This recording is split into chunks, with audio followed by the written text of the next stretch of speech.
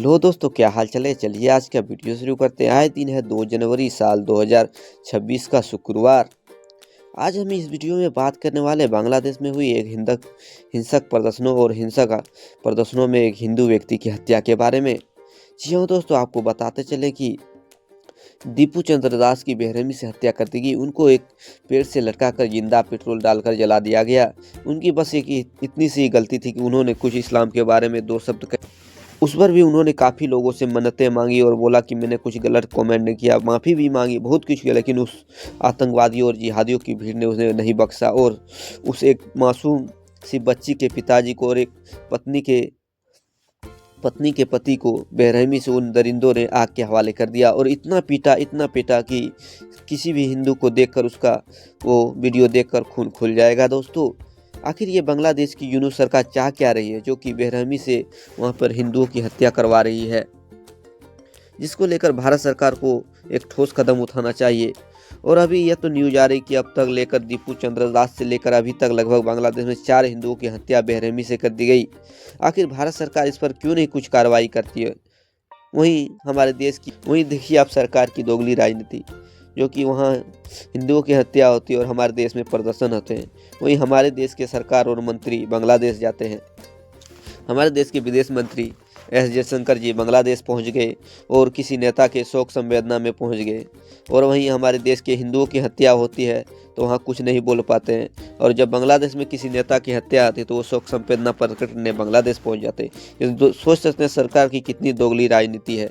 और वहीं हमारे देश के लोग हमारे देश में ही विरोध प्रदर्शन करते हैं और हमारे देश के लोग और सरकारें वहाँ जाकर बांग्लादेश की सरकारों से मुलाकात करती है।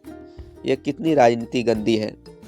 कुछ तो कार्रवाई नहीं करते हैं, ऊपर से दोगली राजनीति करते हैं ये सरकारें। तो आप सोच सकते हैं कि उन हिंदू परिवारों और हिंदू राष्ट्र के लोगों पर कितनी पीड़ा कष्ट पहुंचती होगी। नहीं, अगर ठंड की बात करें तो इस बार ठंड काफ़ी कड़ाके की पड़ रही है। जनवरी और फरवरी में कड़ाके की ठंड पड़ सकती है, क्योंकि मौसम वैज्ञानिकों ने बताया कि इस बार अल नीनो का प्रकोप पड़ रहा है, जिसके कारण ठंड कड़ाके की पड़ेगी। हरियाणा, पंजाब और दिल्ली में लगभग बूंदाबूंदी हो रही है बारिश की, जिससे और कड़ाके की ठंड पड़ने की संभावना है। वहीं झारखंड और बिहार में भी काफ़ी शीतलहर चल रही है और वहीं हिमाचल प्रदेश, यूपी, हरियाणा में भी कड़ाके की शीतलहर चल रही है।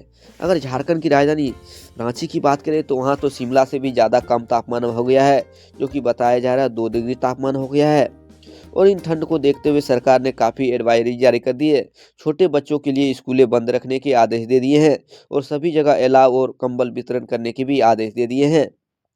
इन ठंड को देखने के लिए बुजुर्गों को और बच्चों के लिए विशेष सावधानियां बरतने के भी आदेश दे दिए गए हैं।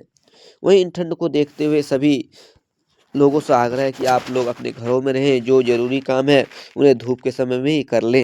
4 दिनों से दिल्ली हावड़ा मुख्य रेल लाइन को बंद होने के कारण कई रेलगाड़ियां के डाइवर्ट रूट हुए थे और कई मालगाड़ियों के रूट बदल दिए गए थे। इन सबों को दुरुस्त कर लिया गया और फिर से दिल्ली हावड़ा मुख्य रेल लाइन को शुरू कर दिया गया, जो कि कुछ दिन पहले झाझा सिमरतल्ला के बीच तेलवा नदी के पास एक मालगाड़ी के दुर्घटनाग्रस्त हो जाने के कारण यह लिंक रोड बंद हो गया था, जिसको फिर से शुरू कर दिया गया है, जिससे सभी रेलगाड़ियों की आवाजाही सुचारू रूप से शुरू कर दी गई है। अमेरिका से मक्का आयात कर रहा है बांग्लादेश। सुअर के गोबर की खाद से उगी फसल को लेकर मचा है बांग्लादेश में काफी घमासान, क्योंकि वो बांग्लादेश में काफी संख्या में मुस्लिम समुदाय को रखते हैं, जो कि सुअर को अपना दुश्मन मानते हैं। जबकि बांग्लादेश में जो मक्का आ रही है वो अमेरिका से आ रही है और अमेरिका के जो किसान है सुअर के गोबर को अपने खेतों में डालते हैं, जिस पर कि वह मक्का उगती है, जिसको लेकर वह मक्का अब बांग्लादेश आ रहा है, जिसको लेकर बांग्लादेश को लोग काफी गुस्से में हैं।